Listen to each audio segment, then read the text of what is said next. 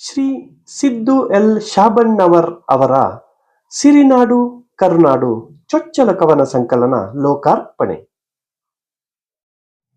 ಕನ್ನಡ ಸಾಹಿತ್ಯ ಪರಿಷತ್ತು ತಾಲೂಕಾ ಘಟಕ ಮೂಡಲ್ಗಿ ಹಾಗೂ ಗೆಳೆಯರ ಬಳಗ ಗುರ್ಲಾಪುರ್ ಇವುಗಳ ಸಹಯೋಗದಲ್ಲಿ ಶ್ರೀ ಸಿದ್ದು ಎಲ್ ಶಾಬಣ್ಣವರ್ ಅವರ ಸಿರಿನಾಡು ಕರುನಾಡು ಚೊಚ್ಚಲ ಕವನ ಸಂಕಲನ ಲೋಕಾರ್ಪಣೆ.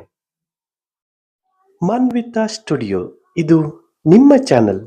ಪ್ರಿಯ ವೀಕ್ಷಕರೇ, ಮಾನ್ವಿತಾ ಸ್ಟುಡಿಯೋನಲ್ಲಿ ಪ್ರಸಾರವಾಗುವಂತಹ ವಿಡಿಯೋಗಳನ್ನು ನೋಡಿ ಸುಮ್ಮನಾಗಬೇಡಿ. ನಮ್ಮ ಮಾನ್ವಿತಾ ಸ್ಟುಡಿಯೋ ಯೂಟ್ಯೂಬ್ ಚಾನೆಲ್ ಅನ್ನ ಸಬ್ಸ್ಕ್ರೈಬ್ ಮಾಡುವುದರ ಮೂಲಕ ಲೈಕ್ ಮಾಡಿ, ಶೇರ್ ಮಾಡಿ, ಕಮೆಂಟ್ ಮಾಡಿ. ಮನಸ್ಸು ಹಾಗೂ ಅಂತಃಕರಣವನ್ನ ಅರಳಿಸುವ ಶಕ್ತಿ ಕಾವ್ಯಕ್ಕೆ ಇರಬೇಕು ಎಂದು ಸಾಹಿತಿ ಪ್ರೊಫೆಸರ್ ಸಂಗಮೇಶ್ ಗುಜ್ಗೊಂಡ ಹೇಳಿದರು. ಬೀರೇಶ್ವರ ದೇವಸ್ಥಾನದ ಪಟಾಂಗಣದಲ್ಲಿ ಮೂಡಲಗಿ ತಾಲೂಕಾ ಕನ್ನಡ ಸಾಹಿತ್ಯ ಪರಿಷತ್ ಗುರ್ಲಾಪುರದ ಗೆಳೆಯರ ಬಳಗ ಜಂಟಿಯಾಗಿ ಏರ್ಪಡಿಸಿದ್ದ ಶ್ರೀಯುತ ಸಿದ್ದು ಶಾಬಣ್ಣವರ ಚೊಚ್ಚಲ ಕೃತಿ ಸಿರಿನಾಡು ಕರುನಾಡು ಕವನ ಸಂಕಲನವನ್ನು ಲೋಕಾರ್ಪಣೆಗೊಳಿಸಿ ಮಾತನಾಡಿದ ಅವರು, ಕಾವ್ಯ ರಚನೆಯು ಕವಿಯ ಪರಿಪೂರ್ಣತೆಯನ್ನ ಸಾಕಾರಗೊಳಿಸುತ್ತದೆ ಎಂದರು. ಸಿದ್ದು ಶಾಬಣ್ಣವರ ಕವನ ಸಂಕಲನದಲ್ಲಿ ರಾಷ್ಟ್ರಭಕ್ತಿ, ಆಧ್ಯಾತ್ಮಿಕತೆ, ಹಬ್ಬ ಹರಿದಿನಗಳ ಕುರಿತು ರಚಿಸಿರುವ ಕವನಗಳು ಅರ್ಥಪೂರ್ಣವೆನಿಸುತ್ತವೆ ಎಂದರು. ಸಾಹಿತಿ ಡಾಕ್ಟರ್ ಮಹಾದೇವ್ ಪೋತ್ರಾಜ್ ಸಿರಿನಾಡು ಕರುನಾಡು ಕೃತಿ ಪರಿಚಯ ಮಾಡುತ್ತಾ ಸಿದ್ದು ಶಾಬಣ್ಣವರ್ ಭರವಸೆಯ ಕವಿಯಾಗಿದ್ದಾರೆ ಎಂದರು.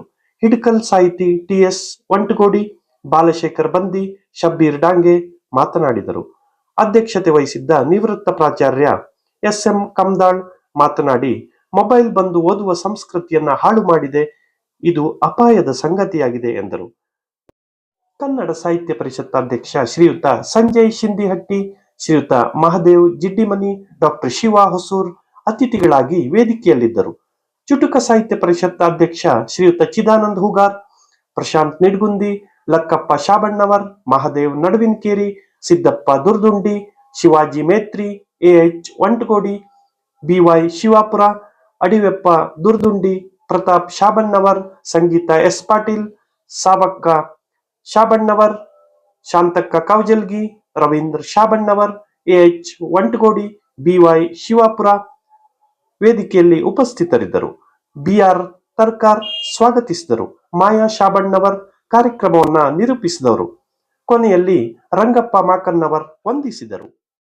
ಶ್ರೀಯುತ ಸಿದ್ದು ಎಲ್ ಶಾಬಣ್ಣವರಿಗೆ ಮಾನ್ವಿತಾ ಸ್ಟುಡಿಯೋ ಯೂಟ್ಯೂಬ್ ಚಾನೆಲ್ ಕಡೆಯಿಂದ ಹೃದಯಾಂತರಾಳದ ಅಭಿನಂದನೆಗಳು.